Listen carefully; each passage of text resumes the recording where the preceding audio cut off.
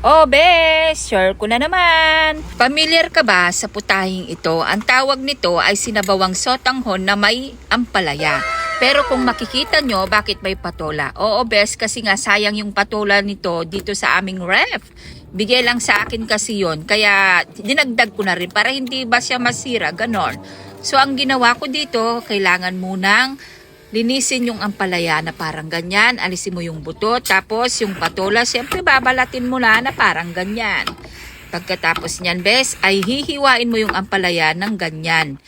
Dahil nga ganyan yung style ng sinabawan na sotanghon na may ampalaya.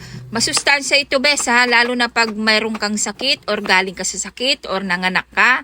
Masarap yung sabaw nito. At eto na pala yung mga manok na sobra-sobra ko sa aking mga Shanghai, yung mga buto-buto. Tapos yung iba dito yung sahog ko sa pansit gisado ko na natira. So pinakulo ko muna siya, tapos pinirito ko siya. Pag naging golden brown na siya, ilagay mo na yung sibuyas at bawang. Pagkatapos yan, halo-halo mo lang. Pag naging golden brown, maglagay ka ng pampalasa katulad ng patis, seasoning at paminta. Pag naging okay na siya, ay maglagay ka rin ng crab paste or taba ng alimango. So tira ko lang ito, besa, yung binigay sa akin. Optional lang naman. Pag wala kayong crab paste, ay wag nyo na lang pong bigyan. Tapos add ka ng tubig. Pwede rin mainit na tubig para agad nang kumukulo. Siya nga pala, yung sotanghon ko dito ay hinuhugasan ko muna, bes. Tapos siya nga pala, bes, ginugunting ko muna siya para hindi kasi siya mahirap iyahon mamaya pagluto na. Pag kumulo na yung sabaw, ay ilagay mo na yung sotanghon at halu-haluin mo lang na parang ganyan. Pag medyo okay na yung sotanghon at malambot ng kaunti, ay ilagay mo na yung ampalaya. Tapos pakuluin mo lang ng bahagya, mga 1 minute lang, then ilagay mo na rin yung patola. At pakukuluin mo ulit yan ng mga 1 minute or 2 minutes. Tapos halo-halo ka lang na parang ganyan. Ayan, kailangan mahalo siya. Tapos ayan na ang ating sinabawang sotanghon na may ampalaya at patola. Pwede ring manok yan, besa, yung mga manok na na-slice na yung nilagay ko lang kasi para hindi masayang yung mga buto-buto.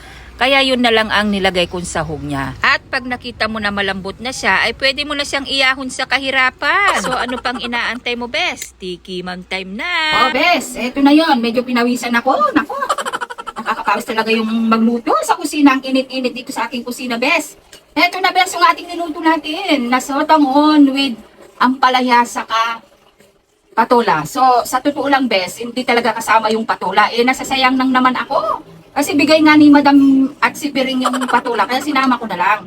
Pero dito sa amin sa Sampabian, sa Pangasinan, talagang yung putahin na to, talagang ganito, nilalagyan ng apalaya. Kung nagtataka ka, bes, bakit sotanghon? Apalayang nilalagay namin. Oo, mga Pangasinan, ganito talaga. Masarap ito, bes, lalo na pag bago kang panganak o galing ka ng sakit. Higupin mo yung sabaw nito, bes. Nako, sarap nito, oo.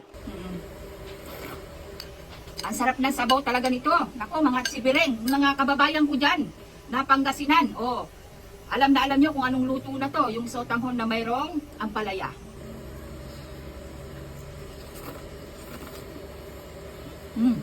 Sarap talaga, bes. Mautang halian na. Diyos ko, tapat na tapat talaga yung araw. Ang init-init. Kaya kain na kayo, bes, ha? Share ko lang. Ingat. God bless. Bye!